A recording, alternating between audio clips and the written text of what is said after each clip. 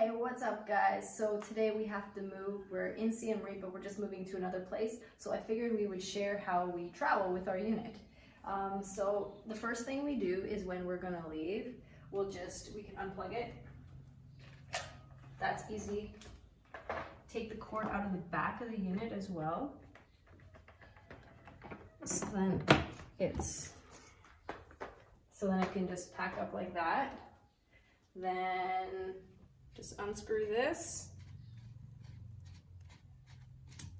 Easy, make sure you have your O-ring left. And then wherever you stay, you probably had one of these on before, so you can just put it back.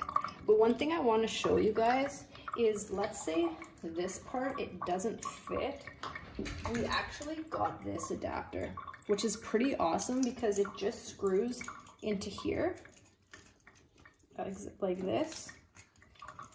Oops. Right? And then you just unscrew these screws. Makes it easy if you have this piece that you can pretty much go anywhere, and then all you would do is screw them in there, and then it would just work as normal. So we found this to be super helpful, this little piece. To be honest, I just got it at a hardware store in Malaysia, so if you could find one of these, they're amazing. But your unit does come with a whole bunch of different adapters, just sometimes they don't fit the exact sink. The next thing I do is I take this off.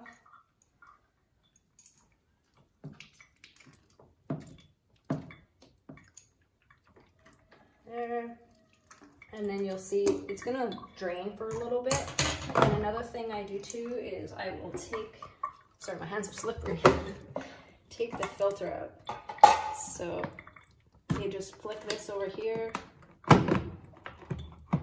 take the filter out. I always make sure I grab my O-rings and I put them back on. Then when I travel, I put this in just a separate bag because you're gonna see it's gonna have some water. So I'll just let that drain out there. And then the next thing you do is take this out. You don't travel or move your unit with this in. And actually my pH drops got all over it, so that's why it looks yellow. It's not actually yellow inside. And then what I always do is I always keep the electrolysis enhancer empty bottle, so that when I travel, I just take this out and pour it back in. And then when I get to where I need to go, then I just pour it back in. So I will do that after.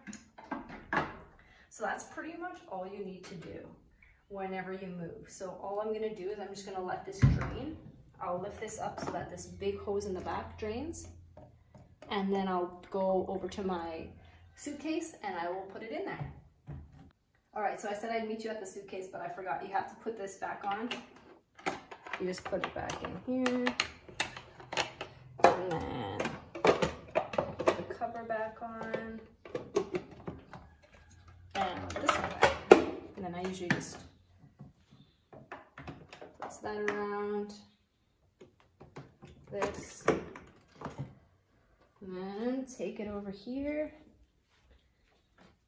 We don't have a fancy suitcase, but you can get some really cool ones that have foam and it fits your machine perfectly. We don't have that one because you can't stack clothes in it, and we like to have room for some extra clothes in our carry-on. So all I do is I make sure that I protect my screen. So I'll put something over there. I like to keep it sturdy, so I'll just put clothes around it. And then pretty much when I'm done, I'll just buckle it in. Obviously, I'm gonna put a bit more clothes in, close it up, and we are good to go. So that's how easy it is to travel with. You know, you just can hook up anywhere. And also too, bring pre-filters, so figure out the area that you're in. We currently don't have pre-filters right now, which is probably not the best, but you should always see what type of water is in your area and see what pre-filters you need, especially if you're gonna be staying there for a while. And like certain countries have like non-drinkable water, so definitely you absolutely need pre-filters. Where we are staying right now, it's off city water and they said it's drinkable, so that's the only reason we don't have pre-filters, but I really, really highly recommend you have pre-filters with you. So that's pretty much it, you guys. That's how easy it is, and we go everywhere with our unit. As you guys know, we're